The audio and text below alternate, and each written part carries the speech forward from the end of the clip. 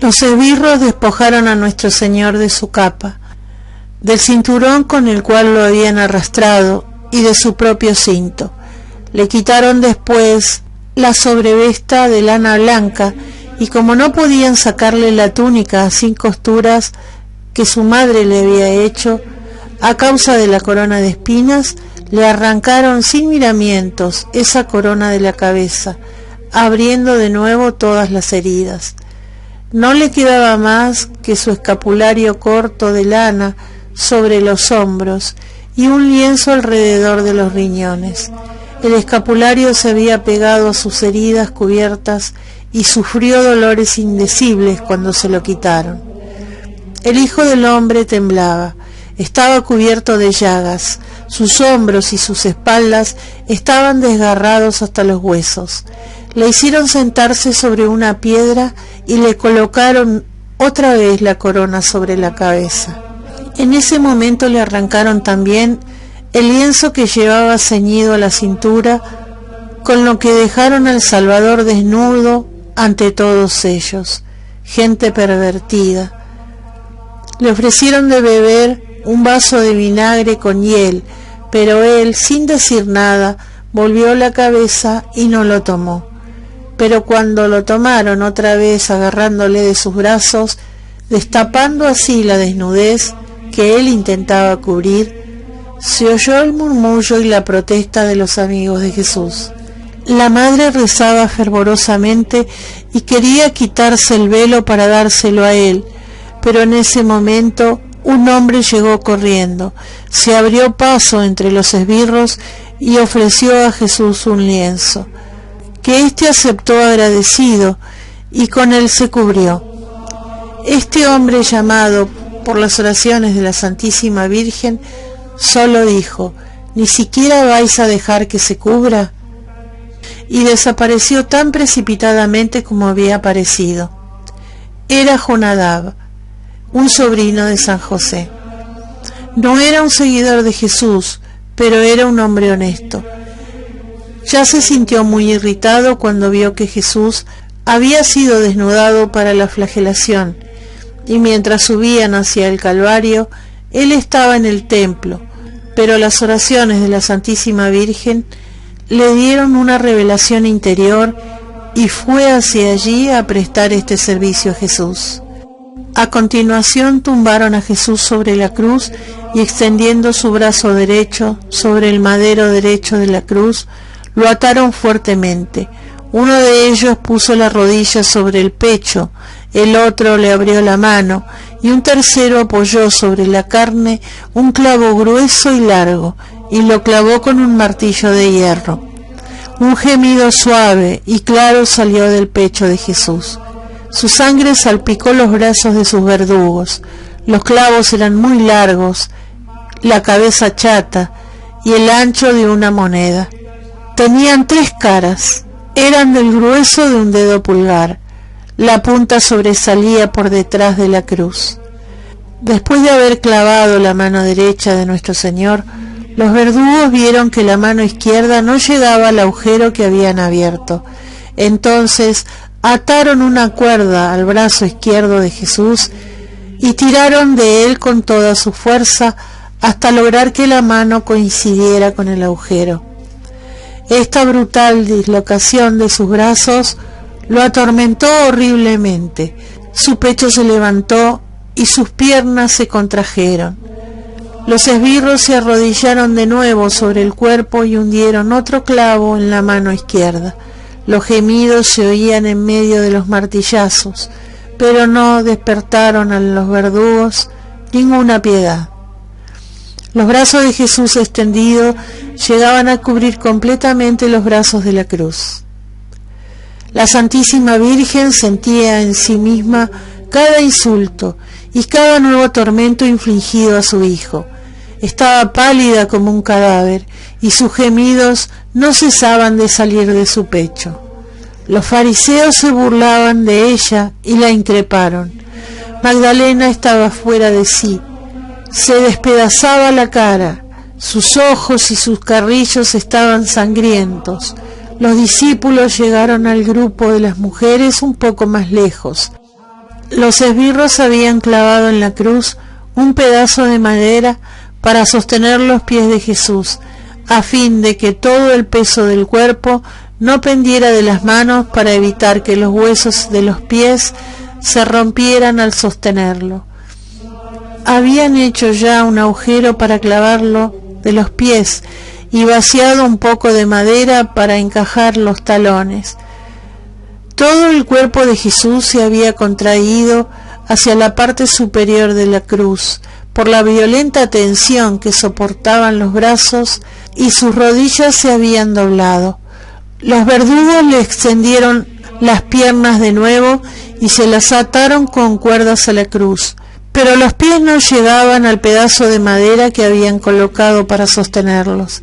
Entonces, llenos de furia, los unos querían hacer nuevos agujeros para los clavos de las manos, y así bajar el cuerpo, mientras que otros lanzaban imprecaciones contra Jesús.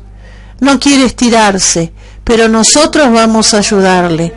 Entonces ataron una cuerda al pie derecho y tiraron de él tan violentamente que lograron hacerlo llegar hasta el pedazo de madera. La dislocación fue tan espantosa que se oyó crujir el pecho de Jesús, y él exclamó: «Dios mío, Dios mío». Habían atado su pecho y sus brazos al madero para que el peso del cuerpo no arrancara las manos de los clavos. El padecimiento era insoportable.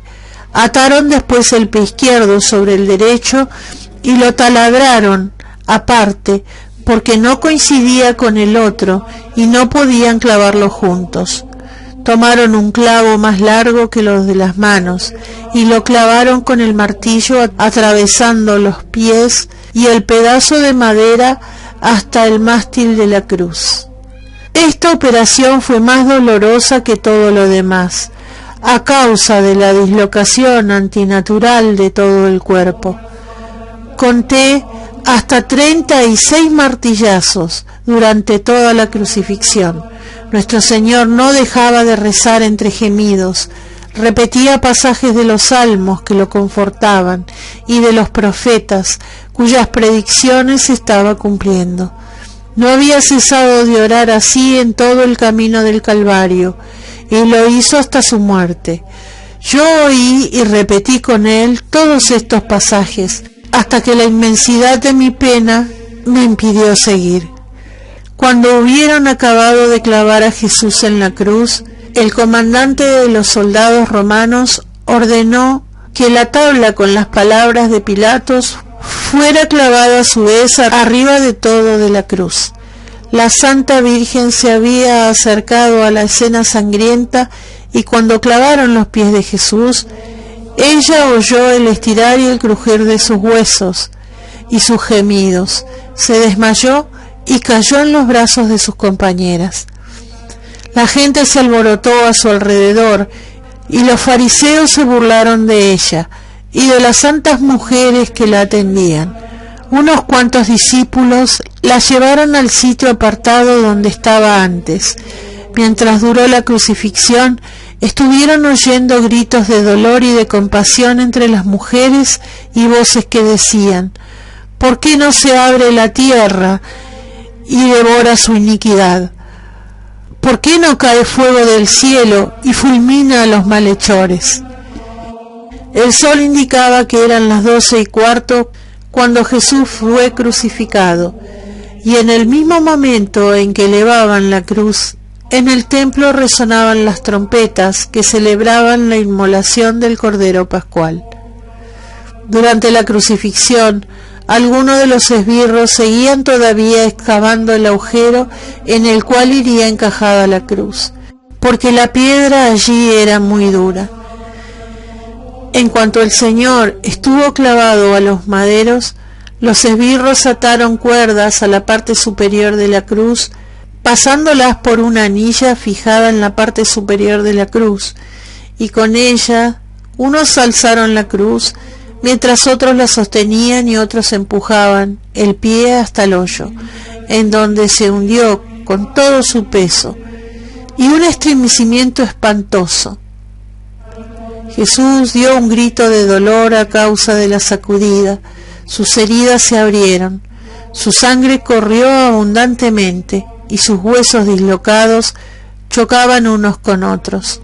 Los verdugos, para asegurar el mástil, lo fijaron, clavando alrededor 5 cuñas. Fue un espectáculo horrible y a la vez conmovedor ver alzarse la cruz en medio de los gritos insultantes de los verdugos, de los fariseos, del pueblo que miraba desde lejos todo el proceso. El instrumento del suplicio vacilando un instante sobre su base y hundiéndose luego, temblando en la tierra. El aire resonó al mismo tiempo con las exclamaciones piadosas y los llantos de las personas más santas del mundo, María, Juan y las santas mujeres. También todos aquellos que tenían el corazón puro saludaron con un lamento de dolor al Verbo encarnado, exaltado sobre la cruz. Manos vacilantes se elevaron intentando socorrerlo. Cuando la cruz se hundió en el hoyo de la roca con gran estrépito, hubo un momento de silencio solemne. Todo el mundo parecía penetrado de una sensación nueva y desconocida hasta entonces. El infierno mismo se estremeció de terror al sentir el golpe de la cruz hundiéndose en la tierra, y redobló sus esfuerzos contra ella. Las almas encerradas en el limbo lo oyeron con una alegría llena de esperanzas. Para ellas era el sonido triunfante que los aproximaba a las puertas de la redención. La sagrada cruz se elevaba por vez primera en la tierra como un nuevo árbol de la vida, y de las heridas de Jesús corrían sobre la tierra 5 ríos sagrados para fertilizarla y hacer de ella el nuevo paraíso de Adán. Cuando la cruz quedó fijada en su enclave, los pies de Jesús quedaban lo bastante cerca del suelo como para que sus amigos pudieran abrazarlos y besarlos. La cara de nuestro Señor estaba vuelta hacia el noroeste. El golpe terrible de la cruz al hundirse en la tierra sacudió violentamente todo el cuerpo de Jesús, desde la cabeza coronada de espinas hasta los pies. Eso lo hizo sangrar en abundancia por todas sus heridas. Los verdugos apoyaron escaleras a la cruz y ajustaron las cuerdas con que habían atado al Salvador, para que no se desgarrasen los pies y las manos, sujetos con los clavos a causa de su peso. La sangre brotaba con fuerza de sus heridas, y era tal el padecimiento indecible de Jesús, que inclinó la cabeza sobre su pecho y se quedó como muerto unos minutos. Entonces hubo un rato de silencio. Los verdugos estaban ocupados en repartirse los vestidos de Jesús. El sonido de las trompetas del templo se perdía en el aire, y todos los presentes estaban sumidos en el desaliento, en la rabia o en el dolor. Yo miraba a Jesús con compasión y espanto, lo veía inmóvil, casi sin vida. Yo misma creí morir. Me hallaba en la más profunda oscuridad, donde no veía más que a mi esposo clavado en la cruz.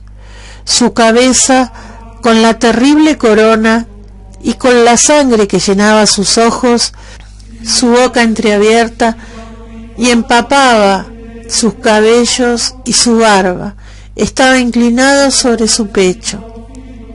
Tenía la carne completamente desgarrada, sus hombros, sus codos, sus muñecas estiradas hasta ser dislocados. La sangre de sus manos corría por sus brazos. Su pecho levantado formaba por debajo una cavidad profunda.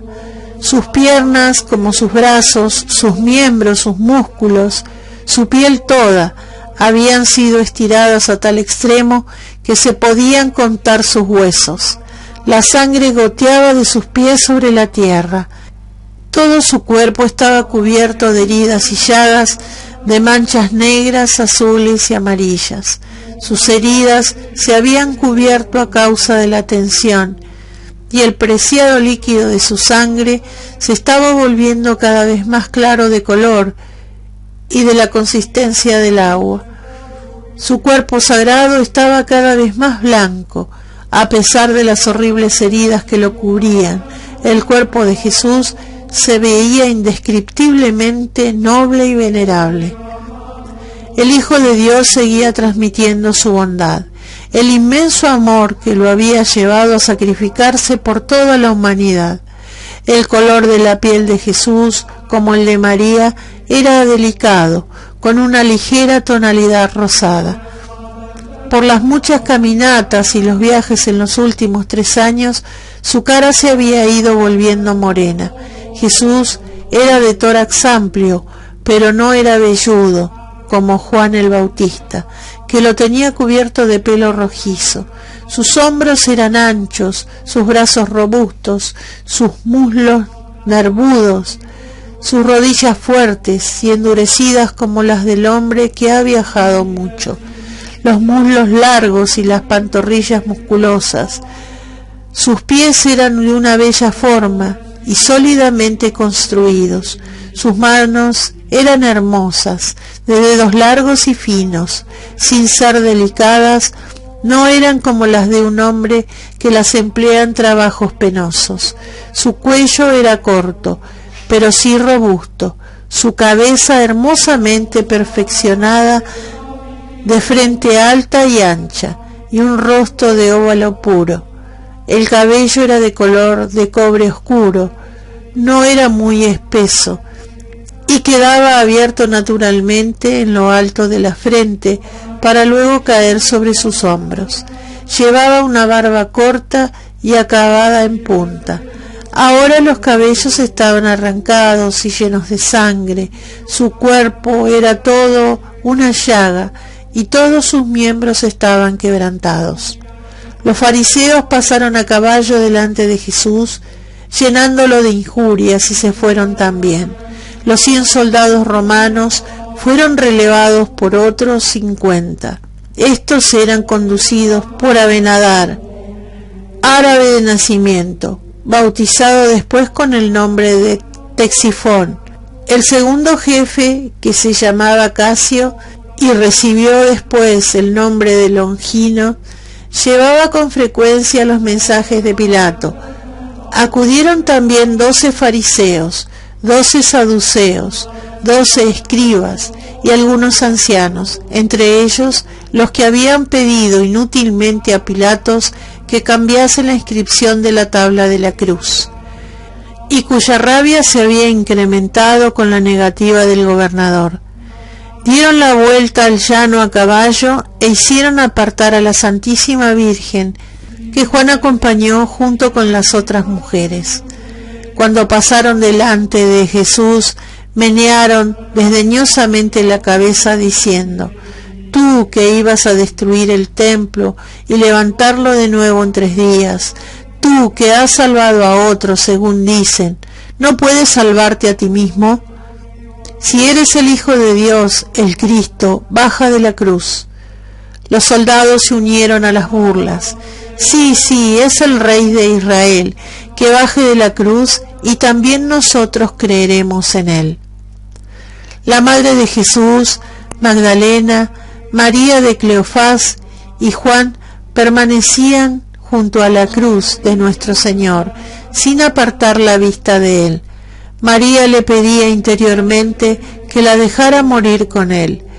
El Salvador la miró con una ternura inefable y, volviendo los ojos hacia Juan, dijo a María: mujer, este es tu hijo.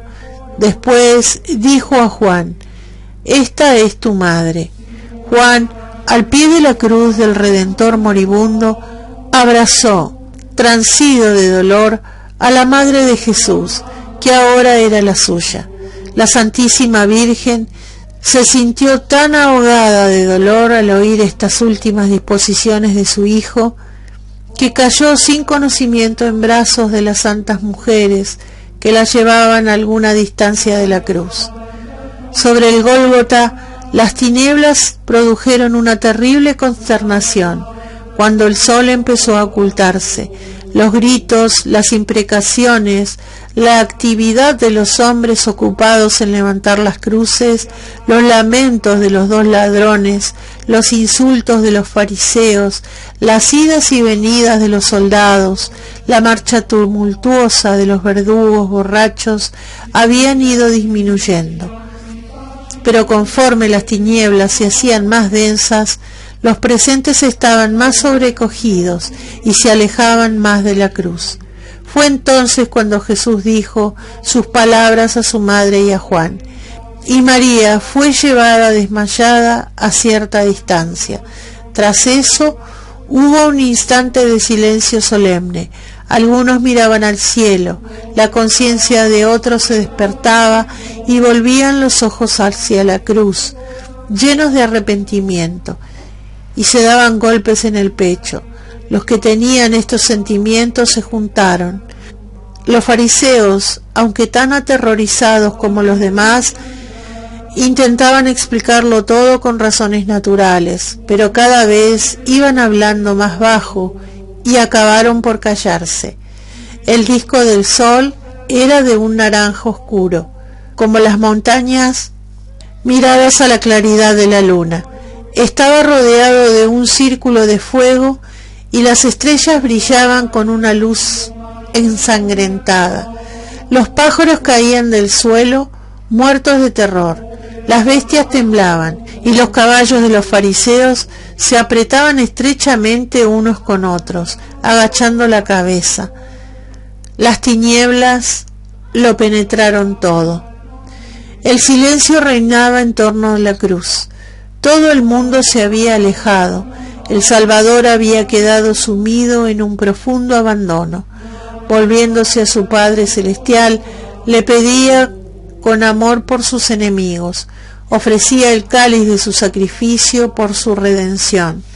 Yo vi a mi esposo sufrir como un hombre afligido, lleno de angustia, abandonado de toda consolación divina y humana, y obligado, sin ayuda ni esperanza, a atravesar solo la tormenta de la tribulación.